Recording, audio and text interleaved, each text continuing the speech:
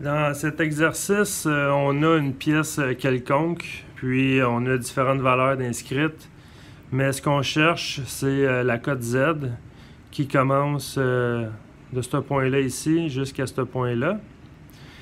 On connaît le 40 qui est du point en bas à aller ici. Et on connaît le 20 qui est du point en bas à aller jusqu'au point en haut, mais en ligne droite, là, selon l'axe des Y. Alors, juste pour être sûr, je vais tracer une croix. Ça, c'est mon X. Ça, c'est mon Y. Alors, il faut faire les triangles par rapport à ces axes-là pour être capable de calculer les dimensions qui manquent. Alors, on connaît l'angle de 10 degrés, 12 minutes 41 secondes. C'est l'angle qu'on a ici, d'ici à aller jusqu'à l'autre ligne. C'est l'angle qui est à l'intérieur ici. Alors, pour commencer, il faut faire des triangles. On a d'ici à ici, qui est l'hypoténuse. Dès que c'est en angle, probablement que c'est une hypoténuse. Ensuite, on vient fermer le triangle selon les axes X et Y. Alors, si je tire une ligne comme ça ici, c'est selon l'axe Y, parallèle au Y. Et si je fais une ligne de gauche à droite comme ça ici, c'est parallèle à l'axe des X. On a le 90 degrés au coin. Et je pense qu'avec ce triangle-là, on va être capable de résoudre le problème. Là, je vais le retracer en plus gros sur une feuille à part.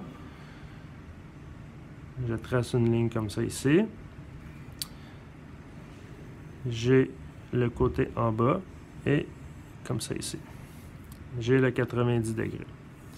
Qu'est-ce que je connais? Je connais mon degré.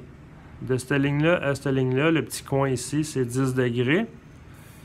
Alors, 10 degrés, 12 minutes, 41 secondes. Ensuite, qu'est-ce que je connais? Je peux connaître le 20, c'est la hauteur selon l'axe Y, d'ici à aller jusqu'en haut. Alors, j'ai mon 20 mm qui est ici. Là, qu'est-ce que je pourrais calculer? Si je calcule le petit bout ici, ça va me donner une valeur quelconque. Mais pour trouver mon Z, je pourrais faire le 40 mm plus le petit bout ici. Mais il va falloir également que je fasse l'autre petit bout de l'autre côté. Là, on a un 10 degrés 12, 41 secondes là, mais on a la même chose de l'autre côté. Alors, on a le triangle identique de l'autre côté. Alors, je dois faire 40 plus le petit bout ici. Mais je vais en calculer juste un, puis je vais juste faire la valeur x 2. Ce qui m'amène à dire qu'il faut trouver le côté en bas. Là, quelle formule que j'utilise? A.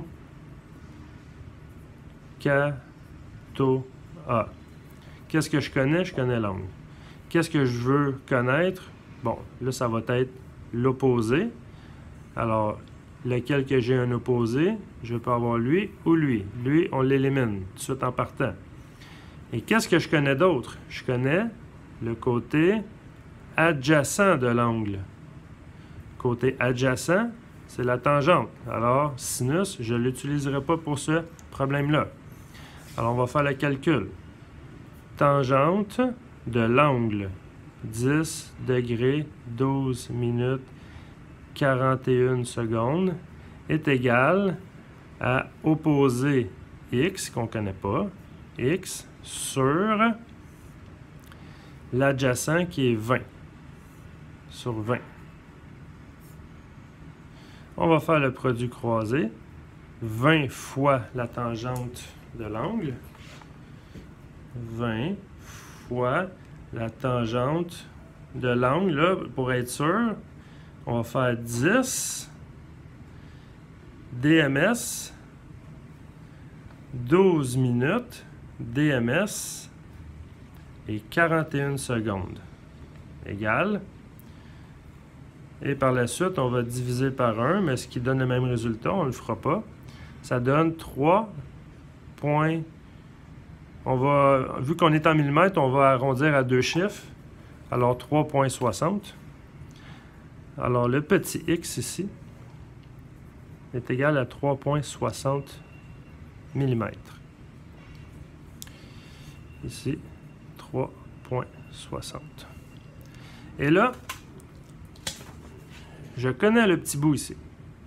Alors là, je vais faire 40 plus 3,60 plus 3,60. Parce qu'ici, on a le même triangle, la même chose. Alors, 40 plus 3,60 plus 3,60, ce qui me donne 47,20. Ici, le Z est égal à 47,20 mm. Et voilà.